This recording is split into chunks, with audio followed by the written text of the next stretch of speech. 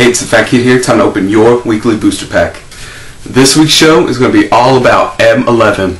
That's right, M11. The set was fully spoiled as of last night, and I wanted to bring it to you on what I think, what I'm happy about, what I'm disappointed about, and what I'm going to be doing this upcoming week. So let's get started. Okay, first I wanted to talk about what makes me happy. The Planewalkers, their names have been going down in rarity, which I mean they're in uncommon and common forms now.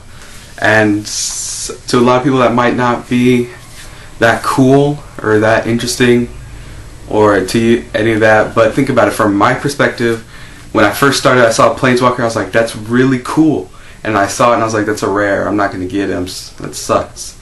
But to a new person, that's cool and that's interesting, and let's face it, not a lot of people will get a Planeswalker, or maybe they will. I think everyone will eventually, but they're not as common as you think, and just to have Jace's name on something makes it really cool for someone. So it's the first thing I'm happy about. Next on my good things list, there's a lot of great counters and great sideboard cards coming back. There's Flash Freeze, Celestial Purge, Mana Leak's coming back, it's a good counter. Then there's a ton of cards that get rid of artifacts when they hit the field, and that's going to be a big deal in the next set of Scars of Mirrodin.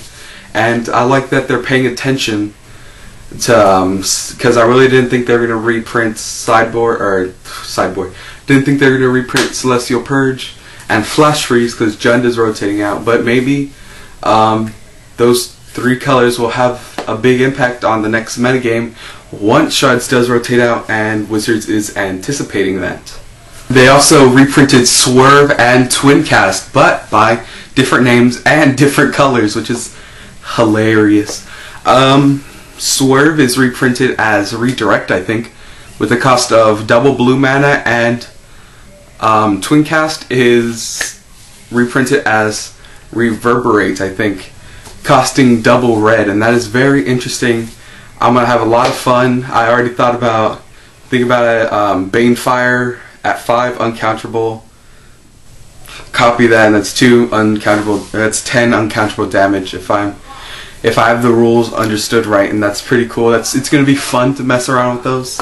Just like Twincast was fun. Twincast a Time Warp, and that's gonna be real fun. I'm looking forward to that as well. And lastly, which I'm most excited about, is all the major lords are coming back. What I mean by that is every tribe has a lord. It gives them +1/+1 and some other ability, in which the lords in each color are what they usually stand by. Like green's always elves. So green we have Elvish Archdruid. Red we have Goblin Chieftain, I think. Blue we had Merfolk Sovereign. White we have this new lord called Knight Exemplar. Gives them +1/+1 to all knights, and they are indestructible. That's pretty cool. And for black we have a new vampire lord, Captivating Vampire. Gives each vampire +1/+1, and if you have 5 or more vampires, you can tap them and you gain control. Target creature becomes a vampire. Very nice. I'm very glad Wizards is coming back with the tribes. I'm glad they're actually making a big deal about them. The lords are coming back. It's really cool. I was really looking forward to playing an elf deck, but I was reluctant because I was afraid that Elvish Archdruid wasn't going to be reprinted, but it is, so I am very happy about that. And it's going to be a lot of fun for everyone. A lot of fun for veterans, a lot of fun for newcomers, a lot of fun just for random motherfuckers that buy the card and they're just like, huh, maybe I will play goblins. And that's really great. I really love that. Now to go on to my second topic of the day. Like every set, there's great things and then there's disappointments. And like any other set, M11 is filled with those. First disappointment in my eyes is no reprinting of Oblivion Ring or Path to Exile. Those are some of the most versatile removal spells out there, besides like Maelstrom Pulse. And it's crazy that they're depriving White of that. And I will admit, they're going to be in Standard till October 1st. And maybe they will get reprinted in Mirrodin. But that's a major hit. So White. If you want to hear more about the subject, about Oblivion Ring specifically, click that notation right there. My friend John Luke did this great video on it. It hit the nail on its head, and after watching it, you really feel bad that we might lose these cards. They're a big part of Magic as a whole, and it's just sad to see them go. That's if they don't get reprinted. For all I know, they could get reprinted, and I look like an idiot right now. Another big disappointment is they're not reprinting Vampire Nocturnus. As a ton of you know, everyone and their mother runs a vampire deck. It's one of the easiest decks to make, and I think it's one of the cheaper ones. At least in my eyes, the most expensive card is Nocturnus. I think he's going for like 15 now. You don't need the fetches. But yeah, it's a big hit on vampires that they're not reprinting Nocturnus, and I really don't see them reprinting it in Scars, which really sucks. That was a great card. +2/+1, +2/+1, and flying. If your top card's black, and in a mono black deck, it's like you have a 66% chance of having it or whatever. That's amazing card.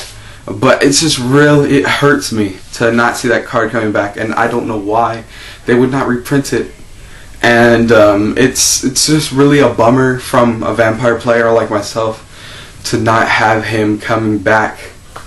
And I don't, tell you the truth, I don't think Captivating Vampires will do enough to replace him.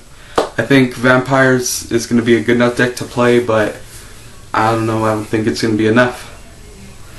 And my biggest gripe with the set, it's the only thing wrong really that I can see with this set. It really sucks right now with Magic the way it is. And what I'm talking about is the reprinting of Jace the Mind Sculptor as the Planeswalker in this set. It just blows chunks everywhere that we can't get Jace, Big Jace. And I'll tell you why. He's going for 80 bucks right now. We're going to see a $100 card in Standard. That's never been seen before. Once Shards rotates out, Big Jace is going to hit $100 no problem. And this fucking sucks because this is just a big, it makes Magic very hard to like. I love Magic. I've loved it for a year and a half now. It's been a big part of my life. But Big Jace is screwing me over because he's such a crucial part in a bunch of decks. A bunch of decks in the metagame. A lot of decks that are going to be coming out. And not being able to get a hold of one or two is just going to screw me. There's very little deck choices now that I can have because of Big Jace. And him being so expensive. There's really nothing any average player or any budget player or with anyone with under $100 a month that can spend. I'm not saying I spend close to that much. I spend like 30 bucks a month tops on Magic, but even $100 a month, that's gonna be one Jace a month. That's fucking retarded. Wizards, I'm talking straight to you. You need to get your shit together and get a hold on this. There better be a reprint of Jace the Mind Sculptor in Scars, or the whole Magic community be pissed and upset right at you. I think you're losing a lot of people's a lot of people's approval by not reprinting Big Jace. A lot of people are looking forward to that, and there's a lot of speculation, a lot of hope. I was looking for him to go down, even at 50. When Baneslayer was 50, people were like, alright, it's 50, it's not a big deal. Tarmogoyf was 50, but now he's jumped up to 100, and now he's back down. But Baneslayer at 50 was not a big deal, and Jace, Big Jace, would not be a big deal either at 50. I feel like it's still expensive as fuck, but it's not as hard to get, and eventually the price will go down. And if you reprint it in, like, I pray to God you reprint it in Scars, the price will go down to 50, and then reprint it another set after that, it's going to go down to 35, like Baneslayer right now. And that would just be awesome. And that's really my biggest gripe with the set right now, is no reprinting of Big Jace. Nothing against Little Jace, he's fine. Nice card drawing engine, but I really wanted Big Jace here. And lastly, in case this has nothing to do with the set, in fact, I'm done with the show. This is just a last kind of thing. In case you haven't heard, Vizardrix. Oh my god, he's the only name I have a hard time pronouncing. I'm sorry, man. I'm sorry, I really do love you. No homo. Actually, a little, no homo. But Vizardrix is quitting making Magic videos, and that kind of sucks. So I want everyone to go to his farewell video, leave him some love comments, say we'll miss you, man, because I will miss you. Fully goodness all the way, and we'll miss you, man. You're gonna be a big part of this community that's missing, and we'll all miss you. Okay, everyone, that's the show. That's your weekly booster pack. This upcoming Sunday, I'm going to be going to the M11 pre-release, so you'll be seeing M11 booster pack openings, me going to the tournament. You'll probably see my shop.